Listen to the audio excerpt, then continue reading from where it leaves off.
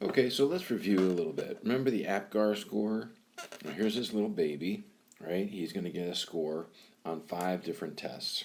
And it was, what was it? It was skin tone, heart rate, breathing, muscle tone, and response to stimulus. Now on those 5 tests, he can score from 0 to 2, 0, 1, or a 2. That's it. No in-between scores, no 1.5s or anything like that. And then they add up all the scores. So if he gets 100% on all 5 scores, that's 2s on everything, that little baby would get a 10. Okay, so that's how the APGAR scores work.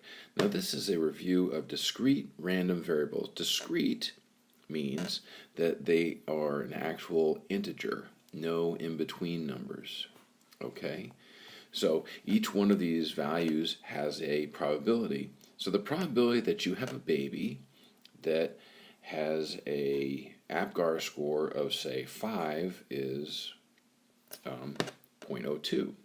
Okay, so each one of these has a different probability. So what if you say, well, what's the probability that I have a baby and it's going to get a score of 7 or higher? Well, we would just add all these probabilities together. So add this and this and this and that number together, and that will give you the probability that your baby has a score of 7 or higher on the APGAR test, I guess you would say. Okay, so there's that. But what if we say, well, what's the average APGAR score?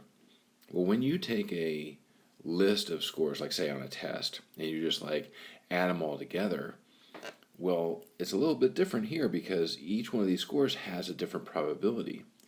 So the way we do this is we just multiply the number times probability. So I say to, like, say course 2, outcome times probability, outcome times probability, outcome times probability, and then add those all together. Okay, let me show you what that looks like in the calculator just as a reminder. So we could do this by hand, but the easy way to do this would be just to put it into, remember, stat, edit, put the numbers into L1 and the probabilities into L2. Of course, I can only show you through to 6, but I did all 10. And then go to stat, calculate. Now, don't forget to put L1 and then L2 for the, I can't remember what it's called. Oh, that's right, it's the frequency. So L2 is the frequency, right? That's the frequency that these numbers come up. The probability that they come up is how frequently they come up. So 6 comes up more frequent than, say, a 2. Okay, so L1 and L2 into that calculate, and this is what you should see.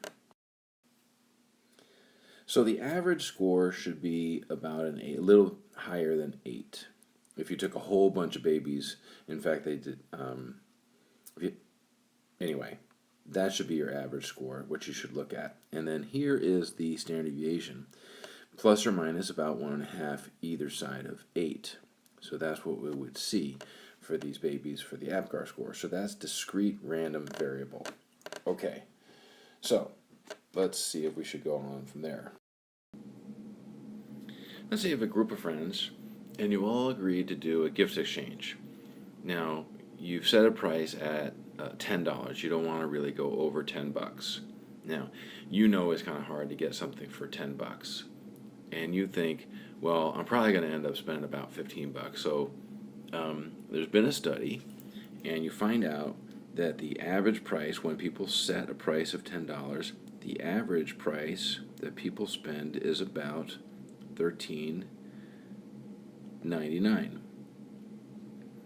with a standard deviation of about $1.50. Now you want to find out what's the probability that given this data that you would spend $15 or more.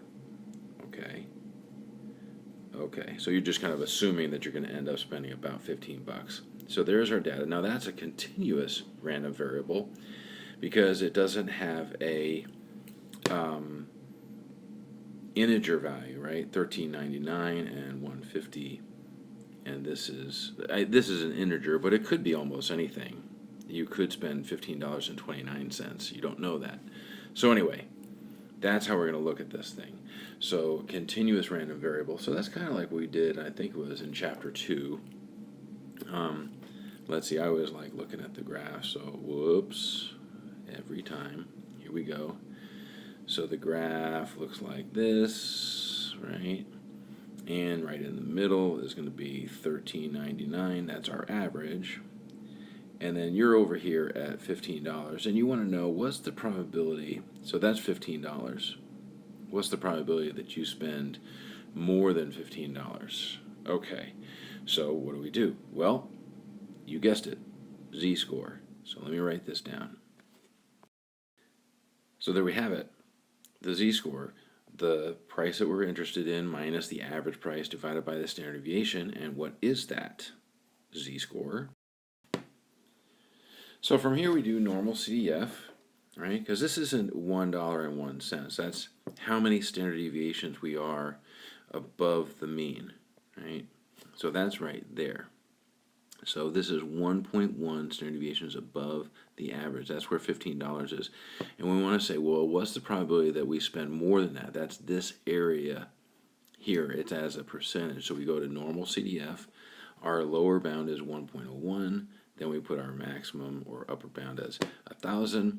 And it turns out to be 0.156. So it's about a 15.6% of the time. That's this area right there. So the fact that we would spend $15 or more, that would happen in this situation 15.6% of the time. Because the average is a $13.99 gift, and people are pretty close to that, higher or lower, but they're right around $13.99. And again, we have a 15.6% chance of spending $15 or more given this data. That's a continuous random variable. Very similar to stuff that we've done before. Okay, that's enough of that.